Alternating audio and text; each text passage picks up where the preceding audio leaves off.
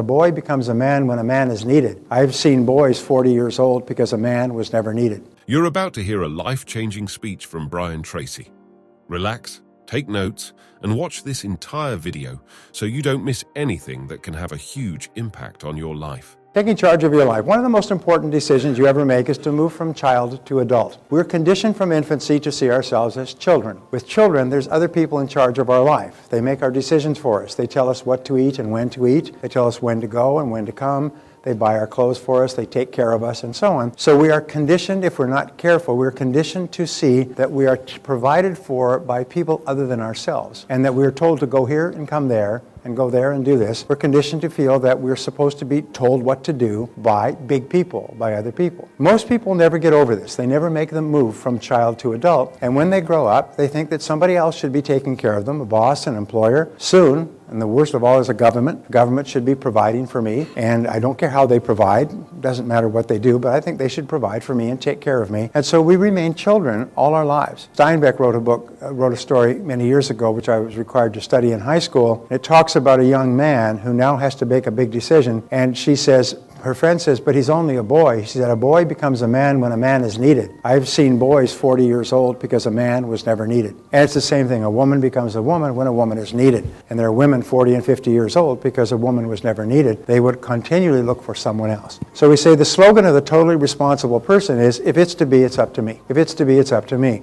We do not look to other people as the solutions for our problems. And what we do is, Henry Ford said, never complain, never explain. In other words, if you're not happy with something, change it, but don't complain about it. Complaining is a sign of weakness, but it's also a sign of victimhood. A person who complains is saying, basically, I'm a victim. I'm a victim. Somebody was talking to the actor who plays Aaron in 24. I had lunch with him on Tuesday with Nathaniel Brandon. He was saying, and he's become a speaker as well, he's saying you can always tell when people have their lives out of control when they talk about what things that are being done to them. He did this to me. She did that to me. They did this to me. The company did this to me. He said they're always saying, I'm a victim. I'm weak. I'm little. I'm ineffectual. I'm a child. I'm a victim. I'm a victim. Please feel sorry for me. And what this does is that it guts your self-esteem. It just takes away all your motivation and all your self-confidence. So even the choice of words can be very bad. So we say there is a deep valley between maturity and immaturity called the valley of excuses. And this is one of my contributions. And we say that in life, you come to this valley, this canyon, and on this side is childhood and immaturity. And on this side is adulthood and maturity. And this is the canyon. And you come to this point, and you have to make a decision to take the big leap. But what most people do is they take the leap tentatively, and they try to cross the canyon of excuses. And this is the canyon of excuses. They try to cross it in 2 jumps. And they end up in the valley of excuses. And the valley of excuses is one of the greatest obstacles to success in adult life. We make excuses. I often say that the 80% of the population goes to someday I'll. Whenever they think of a change they want to make in their life, they go to someday I'll. Someday I'll do that, and someday I'll write that down, and someday I'll buy that book, and someday I'll upgrade my skills and lose weight and get out of debt, and someday I'll change my lousy relationship, and so on. And then they end up in the valley of excuses. So your job as a fully functioning adult, when you reach here, is to make a leap to the other side. And once you made a leap to the other side, there's no going back. And this leap of accepting total responsibility for your life is scary, and that's why most people don't do it. It's also exhilarating because it liberates you to say, I am in charge of my own life. It's me that's in charge. So your job is to leap over the valley of excuses, accept total responsibility for your life, and never go back. And never go back. So we say that, we say, yeah, I hope I'm not getting ahead of myself. The disease excusitis, which is an inflammation of the excuse-making gland, is invariably fatal to success. The reason that people don't succeed is because they have excuses. You cannot imagine a leader weeping, whining, crying, and making excuses. As Mark Twain said, there are 1,000 excuses for failure, but never a good reason. So one of the things that we do is there's no more excuses. Either do it or don't do it. Get in or get out, but I don't make excuses. And So we say number 6, acceptance of responsibility is not optional, it is mandatory. I mentioned this before, but I cannot be too emphatic, is that you can only give away control. You cannot give away responsibility. You remain responsible for yourself for your entire adult life. You can give away control by trying to make someone else responsible for your life, and you do, and then you wait for them to tell you what to do or what not to do, or to give you a raise or to promote you or demote you or hire you or something else. Or you can accept responsibility. And accepting responsibility is mandatory. You cannot go any further. You are literally blocked in place, almost like there's a wall in front of you, until you accept responsibility and make the leap and never make another excuse. So we say that the word responsibility can be broken down into 2 words, response and ability. It is your ability to respond. The challenge response theory of history is a fascinating part of history that I came across in studying the work of Gunnar Myrdal, who got an Academy Award for his work. He said that every civilization in history, put this down, I don't want to push that button. All right. He said every civilization in history began with a small tribe sometimes as small as 3.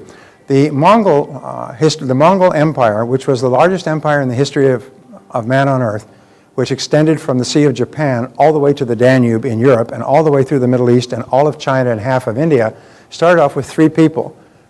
Genghis Khan, whose name was Temujin, his brother, his mother Bortai, and his brother. Doesn't escape me. Anyway, there are 3 of them. The tribe had been wiped out. They ran into the Gobi Desert and hid. And what Temujin did was he sought out the tribe of his, and so what happens is every single tribe that became an empire started off with a major challenge to which they had to respond effectively. Well, this was a major challenge. The tribe was wiped out. So he responded by joining his uncle's tribe and becoming a valued member of his uncle's tribe.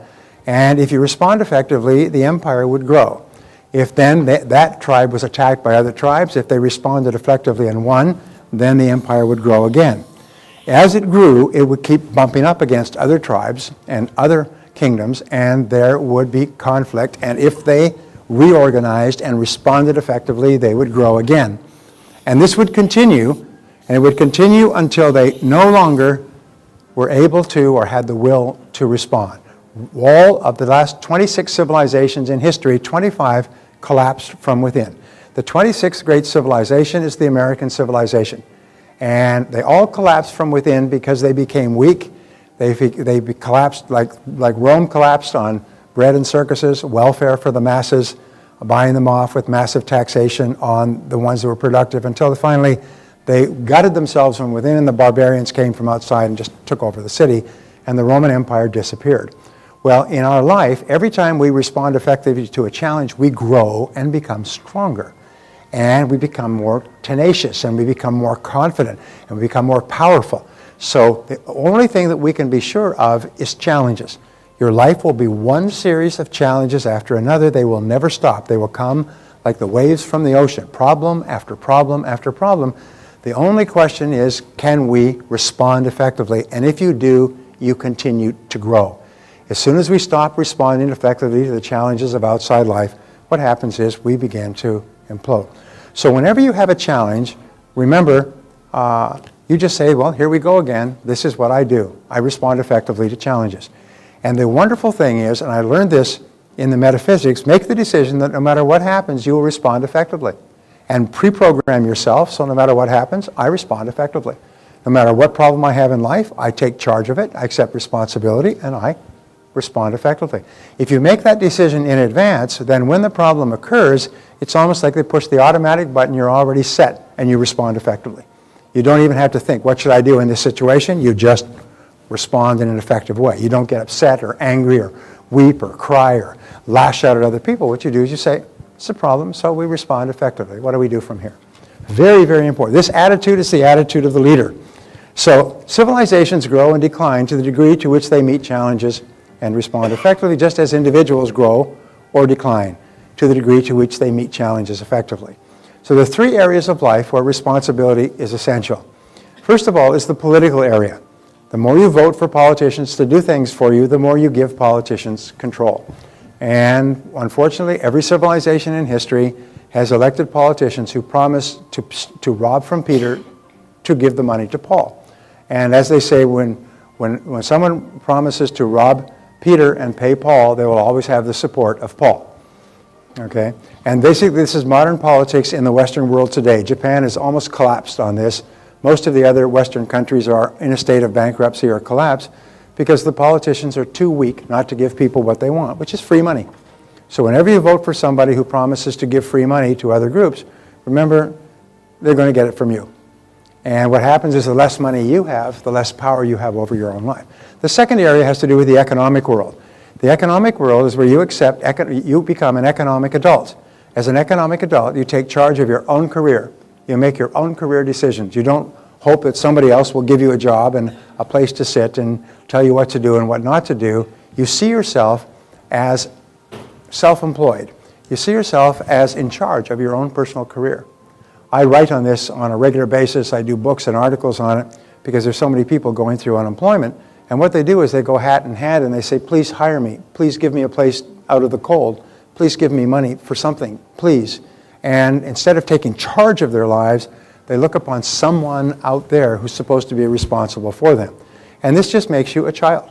And you switch the childhood focus from your parents to your boss, and your boss becomes your new parent. And the third area is health and wellness. As many of us do not take good care of our bodies, we expect the doctor to take care of us once we become sick. If there were no doctors, or if you were in a place where doctors were very hard to come by, you'd probably take much better care of your health. But responsibility, taking charge of your life, is very important because there's a direct link between responsibility and self-esteem. Is the more responsibility you accept, the more you like yourself and the more powerful you feel. The more you blame your problems on other people, the weaker you feel and the less you like yourself. The two go down in tandem. High responsibility, high self-esteem. Low responsibility, low self-esteem. Low self-confidence, low potential for realizing all that's possible for you. So we say the important key is this. You are always free to choose the quality of your emotional life. You're always free to choose the quality of your emotional life, your physical life, and your financial life. Now this is quite a remarkable thing. It's your choice. Barbara and I realized this many years ago. Our daughter, Christina, confronted us and said, you know, she was under 13, 14, attractive, blonde, beautiful girl.